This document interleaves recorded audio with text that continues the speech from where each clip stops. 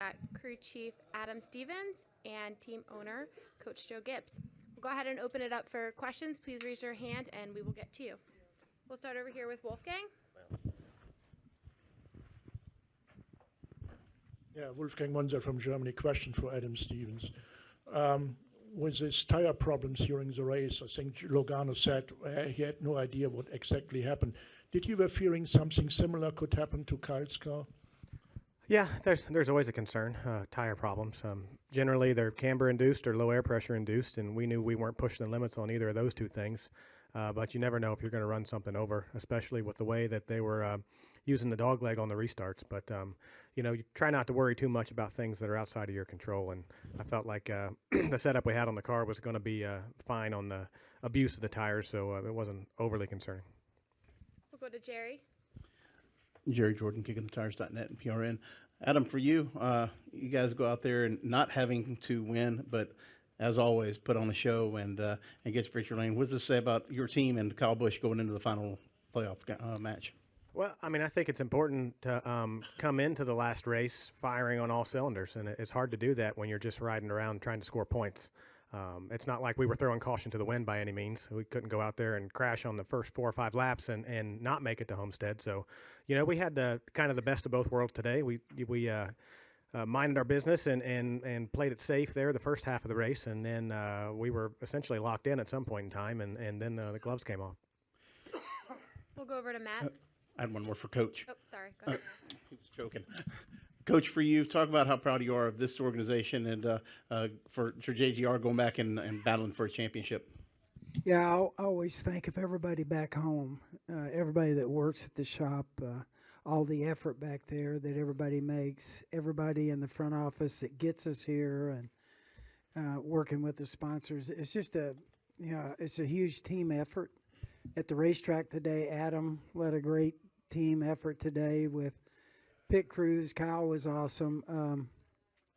From Coy, JD, myself, just everybody, we're thankful because we got great people and at the race shop, and it's a real team effort. This sport is different. You get to the racetrack, you got 4 teams, but they got to work together. And back at the shop, we're one big team.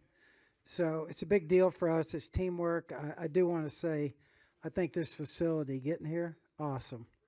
And so what a great job redoing the facility. I think the fans today were great. Packed house. And we do a lot of hospitalities today. We did. A lot of our sponsors were here. It's a huge deal for us. And particularly when we get a chance to come to Phoenix. It's a big deal for us and our sponsors. Go to Matt and then down here to Bob. Matt Weaver with Auto Week. This is for Adam. A question and then a follow-up. In light of the penalty talk this week, do you feel offended when fans use the word cheater in regards to crew chiefs? And do you feel like fans lack a certain education on what your job is as a crew chief? Oh, wow. Yeah, there's just so many rules. If anybody's ever seen the rule book, I mean, it'd take you a week to read it. And it's big, right? Yeah, so, there's different levels of things, but it's our job to put the fastest car on the racetrack possible. And, you're up against it all the time. So it's not too hard to imagine to cross over that line in one area or another. So, if the measurement is 1 inch on something and you're an inch and 40 thousandths, are you a cheater? I mean, I would say probably not, but, there's different levels of that too. So, it's a difficult situation to be in for sure. So with that in mind, moving forward to next weekend, what is the challenge in balancing trying to be legal and not crossing that threshold? Because more than any other race, you have less of an affordability to cross that threshold because it is the championship race. Well, yeah, I mean, we're still held to the same standard and the same tolerances, and they will tear every square inch of that car apart after the race. And if you upset them, you'll know about it. So, that's how they keep the playing field level. So it's no different than any other weekend. So, the Hawkeye has been a great equalizer. The bodies are all in a very, very, very tight box, you can't really fool that thing. So all the things that make the car go fast, they have a way to check. So it'll be heads up when we get there. We'll go to Bob and then Wolfgang and over to Lee. Bob Hawkers, ESPN. I have two for Adam. The first, when Amarola is second and you guys are first, and if Amarola wins, that knocks Harvick out. Is there any thought going through your mind, like, that wouldn't be bad if Amarola won? Yeah, I couldn't really drive my pit box out there and make anything happen. But, we were aware of the situation mathematically. We're not oblivious to it. But, there were so many cars on us that had just pitted and had 4 tires.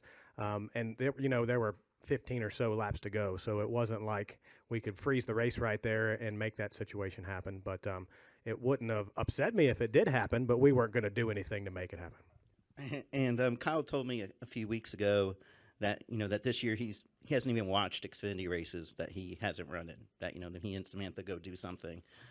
Did you ever think you'd see the day where Kyle Busch would not pay attention to a NASCAR race? No, I watch them because they're highly entertaining, regardless of if I learn anything.